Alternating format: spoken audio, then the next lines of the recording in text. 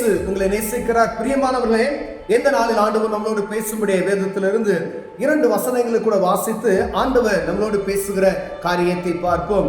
அது எபேசியரின் புஸ்தகம் 3வது அதிகாரம் 11வது வசனம் 12வது வசனம் இப்படியாக சொல்லுகிறது. இயேசு கிறிஸ்துவை கொண்டு எல்லாவற்றையும் சிருஷ்டித்த தேவனுக்குள்ளே ஆதி காலங்கள் முதல் மறைந்திருந்த ரகசியத்தினுடைய ஐக்கியம் இன்னதென்று எல்லோருக்கும் வெளிப்படையாக காண்பிக்கிறதற்கு இந்த கிருபை எனக்கு அளிக்கப்பட்டிருக்கிறது. அவரை பற்றும் விசுவாசத்தால் அவருக்குள் நமக்கு தைரியமும் திட நம்பிக்கையோட தேவனிடத்தில் சேரும் ஸ்லாக்கியத்தையும் உண்டாயிருக்கிறது.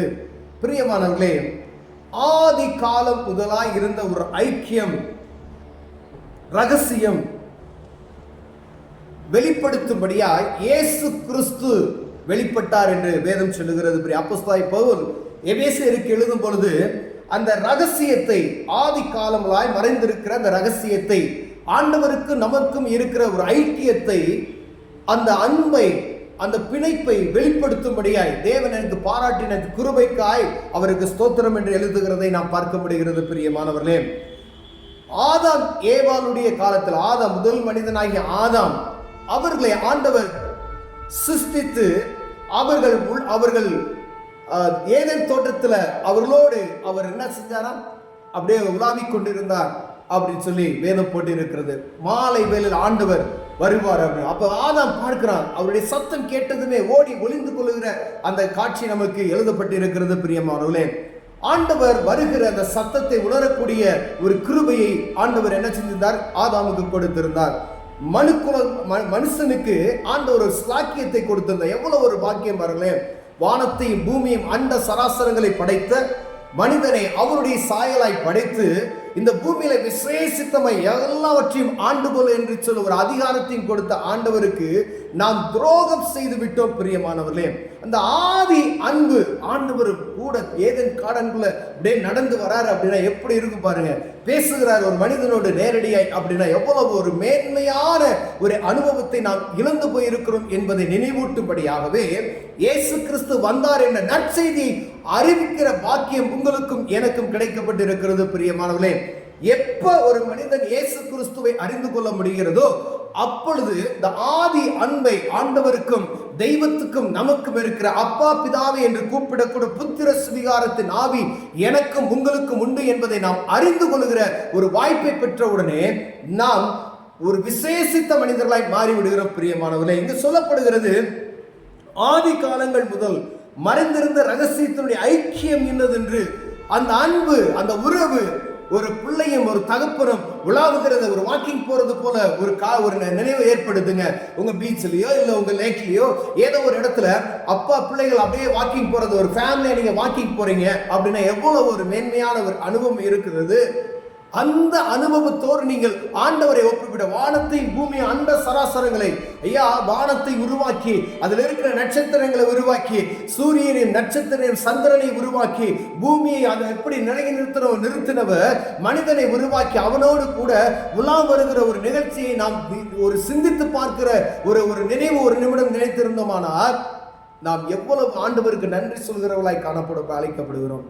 அவருடைய மேன்மை, அவரை போல உருவாக்கினதே ஒரு பெரிய கிருபை. பிரியமானவர்களே, இந்த ஐக்கியம் என்னதென்று எல்லோருக்கும் வெளிப்படையாக காண்பிக்கிறதுக்கு இந்த கிருபை எனக்கு அளிக்கப்பட்டு இருக்கிறது.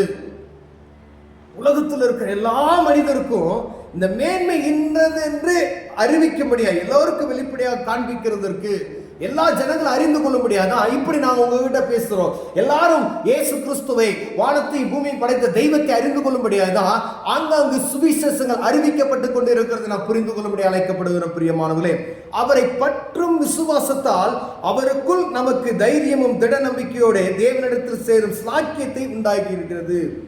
அவரை பற்றும் விசுவாசத்தில், அந்த விசுவாசத்தை நம்ம பற்றி கொண்டா போதும். இயேசு கிறிஸ்து என்ற விசுவாசத்தை, அவருக்குள் தைரியமும் திட நம்பிக்கையோட தேவனிடத்தில் சேரும் ஸ்லாக்கியத்தை உண்டாக்குகிறது. அப்ப இந்த இயேசு கிறிஸ்துவை அறிகிற ஒரு ஞானம் எனக்கும் உங்களுக்கும் தேவைப்படுகிறது. பெரியவர்களே, அந்த இயேசு கிறிஸ்துவை எப்படி அறிந்தவர்களாய் நாம் இருக்கிறோம்? ஒருவேளை நான் இயேசு கிறிஸ்துவை அவர் தெய்வம் அப்படின்றத காட்டிலும் மேன்மையான ஒரு என் தகப்பன், எல்லாருக்கும், இந்த உலகத்தில் இருக்கிற அனைவருக்கும் அவர் தகப்பனாய், தாயாய், எல்லாவற்றிலும் அவர் நடத்துகிற ஒரு கிருபை பெற்றிருக்கிறோம் பிரியமானவர்களே. அவர் சர்வ வல்லமையுள்ள தேவன். தாயை போல தேற்றுகிறவர், தகப்பனை போல நம்மை தேற்றுகிறவராய் இருக்கிறார். ஒரு நண்பனை போல கூட வருகிறவராய் இருக்கிறார். எவ்வளவு ஒரு மேன்மை பாருங்களேன். நீங்க சோர்ந்து போய் இருக்கிற நேரத்துல ஒரு ஃப்ரெண்ட் என்ன உங்களுக்கு உதவி செய்ய ஒரு முடியுமோ அந்த நிலைமைக்கு இறங்கி ஆண்டவர் ஒரு நண்பனை போல உங்களுக்கு பழகக்கூடிய, ஒரு நண்பியை போல பழகக்கூடிய, ஒரு சகோதரனை போல பழகக்கூடிய, சகோதரியை போல பழகக்கூடிய, அப்பா தகப்பன் என்ற உறவுக்கு எவ்வளவு ஒரு கிருபை இருக்கு. அப்படிப்பட்டதான ஒரு கிருபையை நம் ஆண்டவர் நமக்கு கொடுத்திருக்கிறார். இதை அறிந்து கொள்ளும்படியாகவே இந்த சுவிசேஷத்தின் பாக்கி நமக்கு கொடுக்கப்பட்டிருக்கிறது. எந்த ஒரு மனிதன், நான் கிறிஸ்தவனாய் பிறப்பது நிமித்தம் அயல்ல, இயேசு கிறிஸ்து என்னுடைய தகப்பன், அவர் என்னை உருவாக்கினார், என்னுடைய பாவத்துக்கு அவை மறுத்தார், என்னுடைய மீண்டுமாய் அவர் வந்ததின் நோக்கம் என்னை மீண்டுமாய் அவர் தேவனோடு இணைக்கிற ஒரு சாக்கியத்தை எனக்கு உண்டாக்கும்படிய இந்த பரலோகத்தில் அவரோடு உலாவக்கூடிய ஒரு கிருபையை மீண்டுமாய் உருவாக்குவதற்காகவே இந்த பூமியில இருந்து நம்மை பிரித்தெடுப்பதற்காக ஆண்டவர் ஒரு கிருபையை தந்திருக்கிறார் என்பதை புரிந்து கொள்ளும்படியாய் ஆண்டவர் உங்களோடு என்னோடு பேசிக் கொண்டிருக்கிறார். பிரியமானவர்களே, இயேசு கிறிஸ்துவின் இரத்தம் சகல பாவங்களை நீக்கி சுத்திகரிக்கும் என்று வேதம் சொல்லுகிறது. அவர் வந்ததின் நோக்கம் தேவனுக்கும் நம்மளுக்கும் உள்ள உறவை மீண்டும் ஐக்கியப்படுத்துவதற்கு. என்னை கண்டவன் என்னை பிதாவை கண்டான் என்று சொல்லப்படுகிறது. அப்ப அவரை நாம் எவ்வளவுக்கு நேசித்து வைத்திருக்கிறோம், புரிந்து வைத்திருக்கிறோம். நம்முடைய பாவங்களுக்காய் எப்படிப்பட்ட பாவியாக இருந்தாலும் சரி, ஆண்டவர் சொல்றார், சேற்றிலிருந்து உன்னை தூக்கி எடுக்கிறேன் அப்படின்னு சொல்றாரு. நான் நேற்று வரைக்கும் பாவம் செய்து கொண்டே இருந்தேன். அனுதினமும் ஒவ்வொரு நம்ம விசாரித்து பார்க்கக்கூடிய நிலைமைக்கு அழைக்கப்படுகிறோம் பிரியமானவர்களே. ஏன்னா நம்முடைய மாம்சத்துல உலகத்துக்குள்ள எல்லாத்துக்குள்ளேயும் நம்ம ஒன்னாதான் இருக்கிறோம். நம்ம ஒரு கோபப்படுகிறோம், சில நேரங்கள்ல நம்ம என்ன செஞ்சிடறோம், தவறுதலான வார்த்தைகளை விட்டு விடுகிறோம். கோபத்தின் நிமித்தமாய், பதறி பேசுகிற அனுபவத்தின் நிமித்தமாய் தேவ சமூகத்தில் அனுதினமும் தேவ சமூகத்தில் அமர்ந்து ஆண்டவரே என்னை மன்னிங்க என்று சொல்லி நீங்க கேட்பீங்க. அது கிருபையின் காலம் இருக்கு வரைக்கும் தான். பார்த்துக்கங்க, தேவ கிருபையின் காலம் இருக்கு வரைக்கும் பாவ மன்னிப்பு நிச்சயத்தை நான் பெற்றுக்கொள்ள முடியும். ஆண்டவர் ஒரு சாக்கியத்தை கொடுத்திருக்கிறார், கிருபையை கொடுத்திருக்கிறார். எல்லாரும் ரட்சிக்கப்பட வேண்டும் என்பதற்காக ஏதோ நம்ம அறிந்து கொண்டவர்கள் மாத்திரமல்ல, உங்களை தவிர இந்த மந்தையில் இல்லாத அநேக ஆடுகள் வெளியே இருக்கிறது பார்த்தீங்களா, அவர்களெல்லாம் இந்த மந்தைக்குள் நான் சேர்க்கும்படியாய், அறியப்படாத ஜனங்கள் அறிந்து கொள்ளும்படியாகவே காலம் தாமதம் ஆகிக்கொண்டிருக்கிறது அவருடைய வருகை.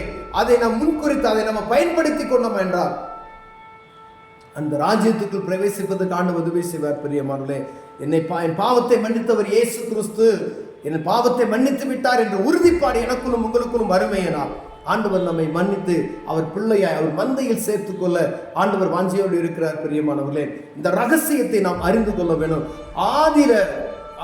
ஆதாமுக்கூட இருந்த அந்த ஐக்கியம் இந்த நாளிலும் இருக்கிறது என்பதை நாம் புரிந்து கொள்ளும்.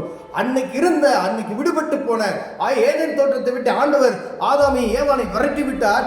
அதிலிருந்து பாடுகள். ஆனால் மீண்டும் ஆண்டவர் இயேசு கிறிஸ்துவின் நிமித்தமாய் அந்த ஐக்கியத்தை உண்டு பண்ணுவதற்கு அவரே இறங்கி வந்து மீண்டுமாய் அவருடைய பிள்ளைகளை கூட்டி சேர்க்க, கோழி தன் குஞ்சுகளை கூட்டி சேர்க்கிற வண்ணமாய் சேர்ப்பதற்கு அவர் வாஞ்சியுள்ளவராய் இருக்கிறார். பிரியமானவர்களே, இதை அறிந்து கொண்டோமானால், இதை புரிந்து கொண்டோமானால், இதை விசுவாசித்தோமானால் தேவ சமூகத்துக்கு நாம் ஏற்றவர்களாய் மாறிவிட்டோம் என்பதை அறிந்து கொள்ள வேண்டும். ஒருவேளை இதில் குறைச்சல் உள்ளவர்களாய் நாம் காணப்படுவோமே ஆனால் அவர் சமூகத்தில் அமர்ந்து ஆண்டவரே என் பாவங்களை மன்னிங்க, ஆண்டவரே அறிகிற ஞானத்தை என்னை தந்ததுக்காய் ஸ்தோத்திரம் என்று சொல்லுவோமானால் ஆண்டவர் நம்ம கிருபையாய் நடத்துவார். பெரியமானால் கண்களை மூடுவோம், ஜெபம் செய்வோம். அன்பின் தகப்பனே, ஆண்டவரே, ஆண்டவருக்கும் எங்களுக்கு உள்ள அந்த ஐக்கியம், ஆண்டவரே தகப்பனுக்கும் பிள்ளைக்கும் உள்ள ஒரு ஐக்கியம் எப்படியோ அதை காட்டிலும் மேன்மையானது. தகப்பன் கைவிட்டால் நான் உன்னை விடமாட்டேன்னு சொல்லி, தாய் கைவிட்டால் நான் உன்னை விடமாட்டேன்னு சொல்லி அதற்கு மேலான ஒரு சாக்கியத்தை எங்களுக்கு கொடுத்திருக்கிற தெய்வத்தை அறிந்து கொள்வதற்கு தேவன் கொடுத்த கிருபைக்காய் ஸ்தோத்திரம். அறியாதவர்கள் அறிந்து கொள்ள உதவி செய்யுங்க. இயேசுவின் நாமத்தில் பிதாவே, ஆமென்.